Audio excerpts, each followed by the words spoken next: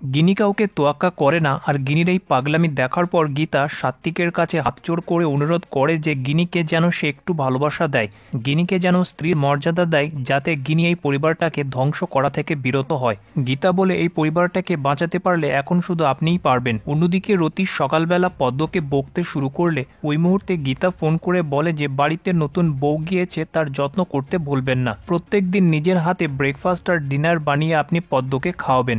যেটা শুনে রতির চোখ ছানাবড়া হয়ে যায় আর বলে যে পদ্মের জন্য আমি খাবার বানাবো।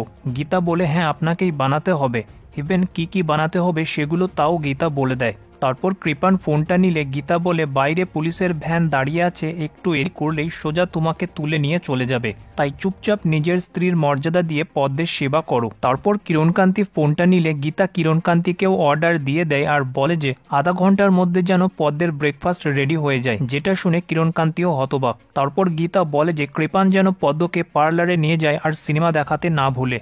তারপর গীতা পদ্মকে বলে যে তুই বাড়ির বউ হতে পারিস, কিন্তু দেখিস আমি যা করব ওরা তোকে বাড়ির মেয়ের মতো করে রাখতে বাধ্য হবে। সাথে গীতা বলে দেয় যে পদ্মের ভাত কাপড় করতে যেন ভুলবেন না। রতি কিরণকান্তিকে বলে যে গীতা বলল আবার ভাত কাপড় করতে হবে আর সব রকমের রান্না আমাকেই করতে হবে। অন্যদিকে মেহেক অগ্নিজিৎ আর অম্লানের সাথে নিজের বাবার বাড়ি অর্থাৎ অগ্নিজিতের বাড়িতে এসেছে। তাদেরকে একটু টেনশনে দেখে গীতা জিজ্ঞেস করে কি ব্যাপার, কি হয়েছে।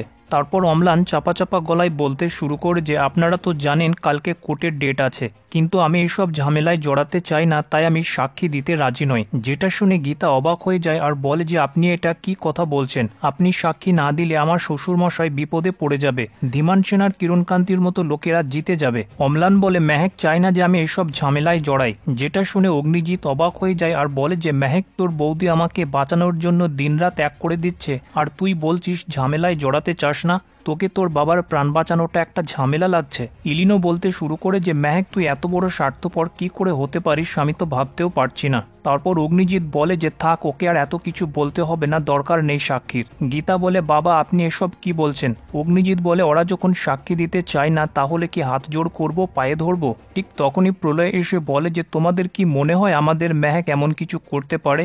এর পেছনে বড় কোনো চাল চালা হয়েছে, আর এই চালটা যে চেলেছে সে ওই দেখো দূরে দাঁড়িয়ে, সে গিনির দিকে আঙুল দিয়ে সবাইকে দেখিয়ে দেয়। গিনি সবার সামনে মেহেককে ভয় দেখাতে শুরু করে আর বলে যে তোমার শ্বশুরমশাই যদি কোর্টের মধ্যে সাক্ষী দিতে যায় তাহলে আমি সুসাইড করে নেব, আর সেটার জন্য আমি গোটা মুখার্জি পরিবারকে দায়ী করব, তাই তোমার শ্বশুরমশাইকে আটকানোর দায়িত্ব তোমার।